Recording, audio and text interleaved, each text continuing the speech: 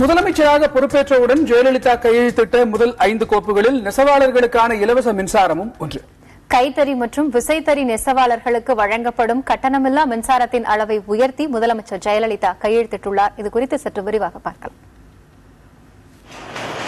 கைத்தறி நெசவாளர்களுக்கு வழங்கப்பட்டு வந்த 100 யூனிட் இலவச மின்சாரம் 200 யூனிட்டாகவும், விசைத்தறி நெசவாளர்களுக்கு வழங்கப்பட்டு வந்த 500 யூனிட் இலவச மின்சாரம் 750 யூனிட்டாகவும் உயர்த்தி முதலமைச்சர் ஜெயலலிதா உத்தரவிட்டுள்ளார்.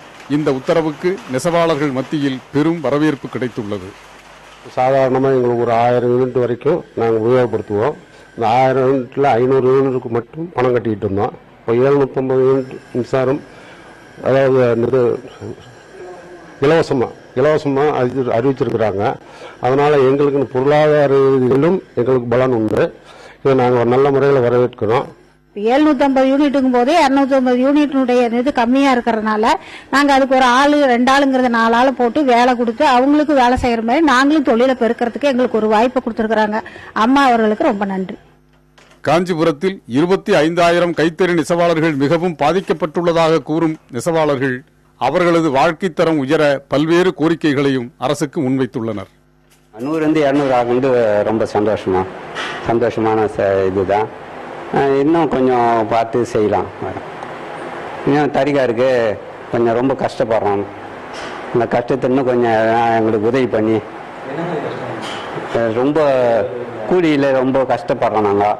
இதே போல காஞ்சிபுரம் கூட்டுறவு சங்கத்தில் நெசவாளர்கள் கடன் முழுமையாக தள்ளுபடி பண்ணாங்கன்னா நெசவாளர்கள் மென்மேலும் நாங்கள் மீண்டும் அம்மாவுடைய ஆசையால் நெசவாளர்கள் அனைத்து குடும்பங்களும் சிறப்பாக இருக்கும்.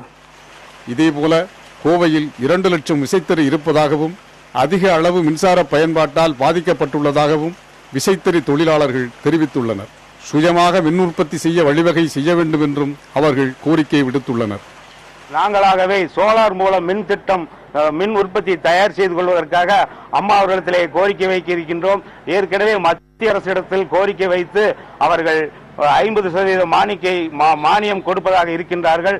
அம்மா அவர்களிடத்திலே அந்த கோரிக்கையை அம்மாவிடத்திலும் தெரியப்படுத்தி எங்களுக்கெல்லாம் நாங்களாகவே சோலார் மூலம் மின் உற்பத்தி செய்து கொள்வதற்காக ஆன்கிரிட் மூலம் மின் மீட்டர் பொருத்தி எங்களுக்கெல்லாம் ஒரு அம்மா அவர்களும் ஒரு சலுகை கொடுத்தால் நிரந்தரமாக எங்களால் மின் உற்பத்தியை செய்து கொள்ள முடியும்.